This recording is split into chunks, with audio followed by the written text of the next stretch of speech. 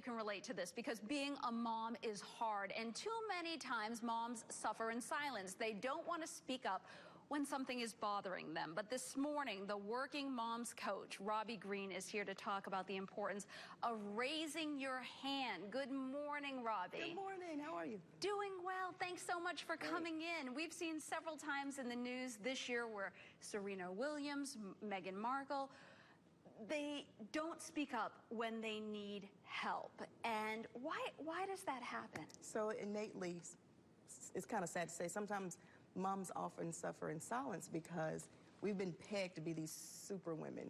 And we're expected to do all the things all the time, all at once. But it's really impossible to do that.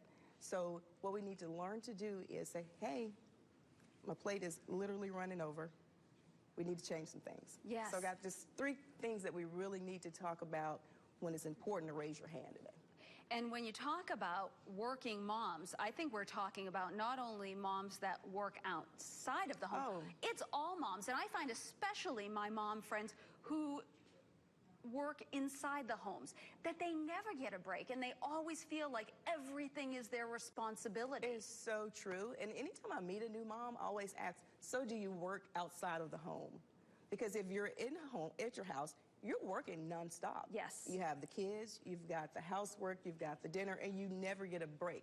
So yeah, all moms work. All moms work. I remember when mine were little, coming to WRAL was like a break. I really enjoyed it. But you say, moms, just like we tell our kids, raise your hand. Yes. When? Number 1, if you're a new mom and you've just had a baby, whether you're at the hospital or you're home from your delivery, if you feel like something's just not right, raise your hand. You need to contact your healthcare provider right away. If you're having pains that seem to be unusual, even if you're a first-time mom and you don't really have anything to compare it to, you know your body best.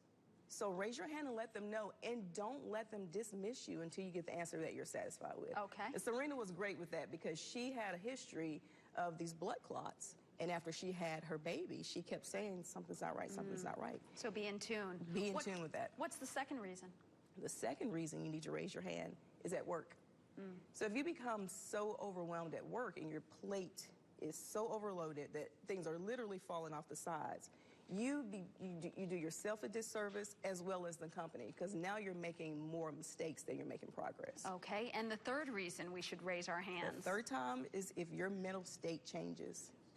Around the holidays, you know, it's a joyous time for a lot of people, but for some people, you get really sad around the holidays. And I'll be the first to raise my hand.